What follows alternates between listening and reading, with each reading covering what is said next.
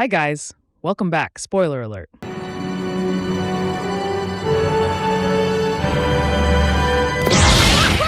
If I'm right, Star Wars Skeleton Crew has just offered an important clue to a mystery that's been bugging me since we were first introduced to the High Republic era. Where are the Sith?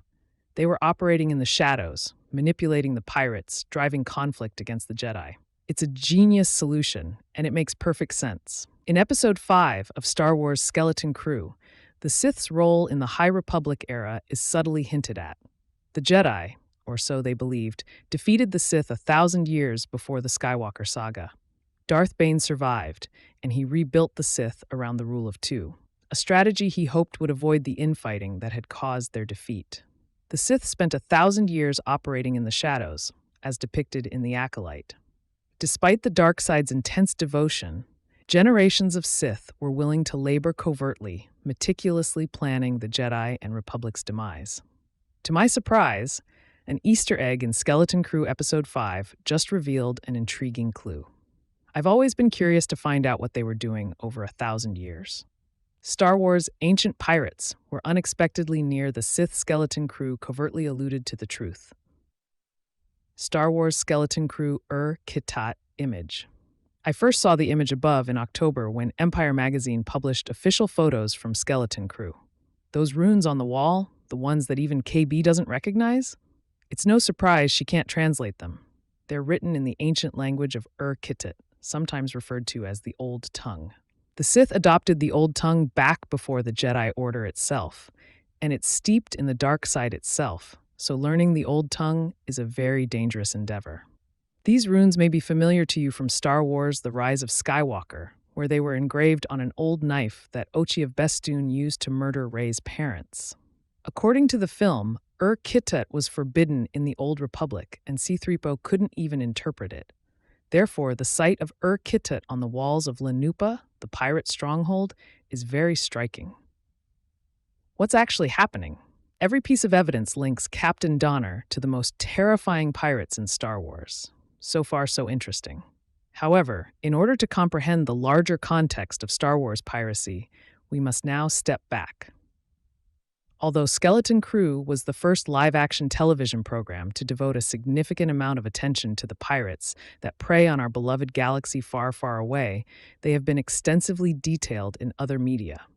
According to Lucasfilm's Star Wars, the High Republic Transmedia Project, pirates thrived on the periphery of Republic space and were angry at the Republic's push rimwards. About 200 years prior to the Skywalker saga, during the High Republic era, such animosity erupted into open warfare. A group of pirates known as the Nihil aggressively protested the Republic's march toward the Outer Rim during a series of great works. The Republic was severely undermined by the Nihil, who even used stolen technology to claim a portion of the galaxy as their own. It is undoubtedly no accident that the Nihil logo resembles Captain Donner's from Skeleton Crew. Additional evidence points to a connection between Atten and Captain Donner and the High Republic era. The reference to great works is important since residents of Attens think they're working on a great work.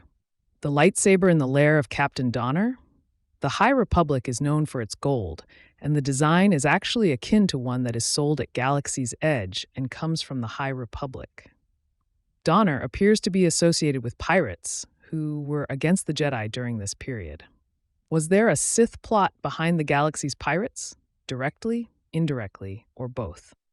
We have Sith runes from Skeleton Crew that are uncomfortably near High Republic pirates. I initially thought it was merely a coincidence. Maybe Captain Donner had discovered an old Sith world, I thought, and even conjectured that Donner's hideaway on Lanupa had previously been a Sith fortress. That prospect is unsettling in and of itself, since it would imply that organizations like the Nihil were probably based at Sith strongholds, which are associated with the evil side.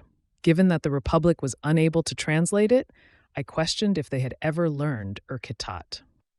However, what if there's another reason? What if the pirates were part of a Sith conspiracy?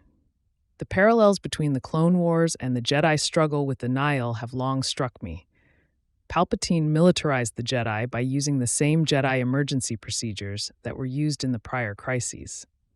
I had foolishly thought this was just a coincidence, but Skeleton Crew suggests that the parallels might be intentional. Could the pirates have served as a test run for the Sith, allowing them to discover the Jedi's vulnerabilities? The best part is that the manipulation wouldn't even have to be readily apparent. The Sith Lords of the High Republic era would undoubtedly know how to breach their defenses and observe if certain pirates were in fact stationed at Sith strongholds. By using the Force, they could control the pirates and incite their animosity toward the Jedi.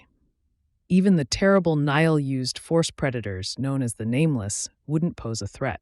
The Acolyte verified that the Sith of the High Republic were aware of the technique, and Palpatine knew how to conceal his Force presence. Thanks for watching.